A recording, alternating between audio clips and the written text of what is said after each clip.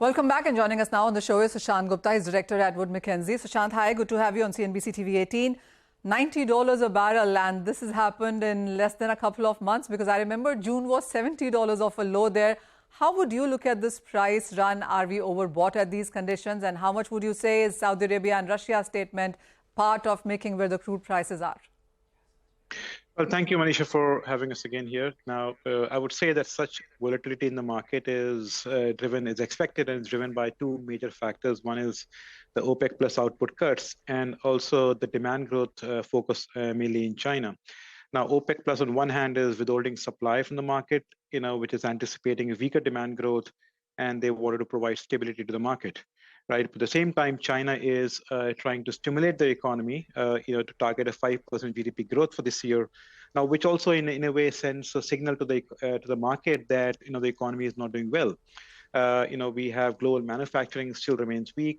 Inflation is still high, which is keeping interest rates high, and which is impacting consumer confidence. So I think we can expect volatility in the market, but overall, we have been saying to our clients that we expect a tighter second half of this year for many months now. And these latest round of extension of the cuts just make it more likely. So, Shah, is Mackenzie coming out with any, or do you guys have a target price, a range for the rest of 2023? Because most of the banks and brokerages I have been talking to have upped it now to 95, 100, even 105 in some cases. Well, we are still not in that range of more than $90 a barrel. So for Q4, our average is roughly in the range of $88 to $90 a barrel. Prices can, but again, obviously, we should also remember that there is the economy is still weak, and OPEC plus has the spare capacity, right? They can bring crude back in the market if need be when they meet again next month. So we are forecasting average for Q4 somewhere in the range of $88 to $90 a barrel. But there will be volatility in the market as these two factors balance with each other. So, Shant, we've seen now weak India import numbers. How have you read that?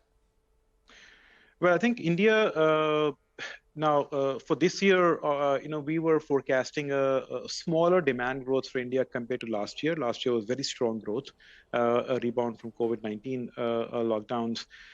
So this year we're forecasting close to 170,000 barrels per day. Now, we think the immediate, short-term weakness in India is linked back to the skewed nature of the monsoon arrivals in India, and which has impacted Q3 growth to a large extent, particularly with impacting agricultural, industrial, and construction activities.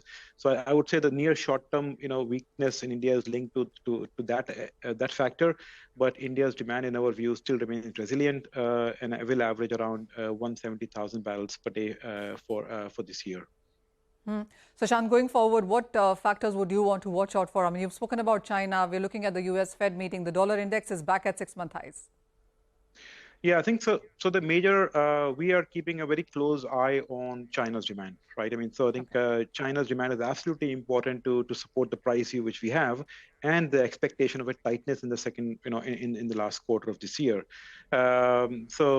We expect China to account for around 1 million barrels for the demand growth, which is around 50% of the global demand growth. So absolutely important factor to watch for. Now, within China, right, we are closely watching the petchem sector, which is, we're turning out to be weaker than expected.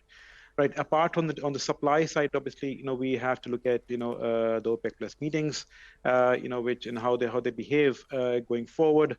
And lastly, as you mentioned, about the US Fed rate, they are the interest rate hikes have slowed down, but given the high energy prices now, we're back in $90 oil, that will actually go against some of the efforts they've taken in the past few months to bring down the inflation. So we also have to watch out for that. If they start increasing interest rate again, that could again impact the global economy, which is still fragile. All right. Well, we'll leave it at that. Thanks a lot, sir. Thanks, Manisha, as well, for taking us through the discussion. Let's slip into a short break. On the other side of the break, we'll get you